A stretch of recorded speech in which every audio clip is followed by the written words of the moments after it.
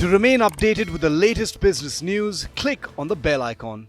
Hi folks, you're watching Smart Investor on Business Today. I'm Sakshi Batra.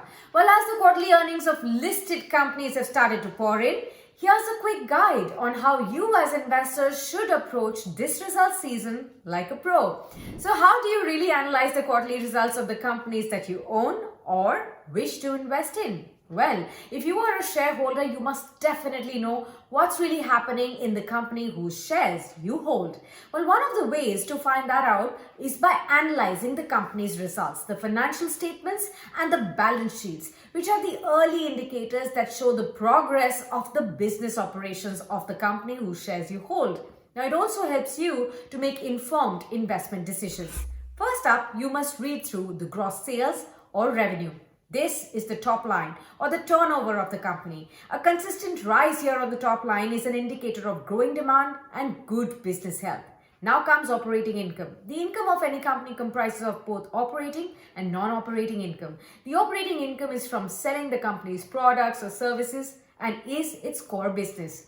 On the other hand, the non-operating income is other than business income and can come from dividends or rental income, etc. Next, you should check for operating profit, which is one of the important factors that are considered in earnings. Operating profit is equal to sales minus expenses. Higher the operating profit, healthier is the company's business. Now comes margins.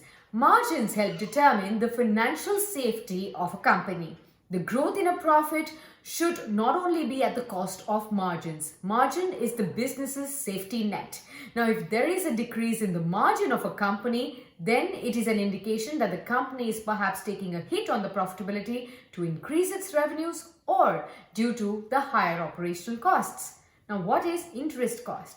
Interest cost is an increase in the interest cost. Actually means the increase in debt of a company. Debt is healthy as long as there is a proper deployment of the same. Higher the debt should always actually looked at and analyzed very carefully.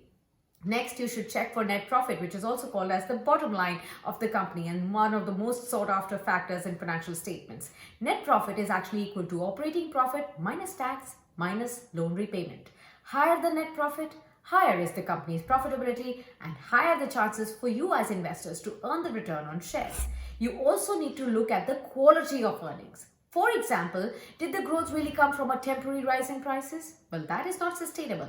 Also check if the spurt in profits or the fall in profits is due to an existence of an extraordinary write-off or any kind of an income which is one-off. Next comes earnings per share.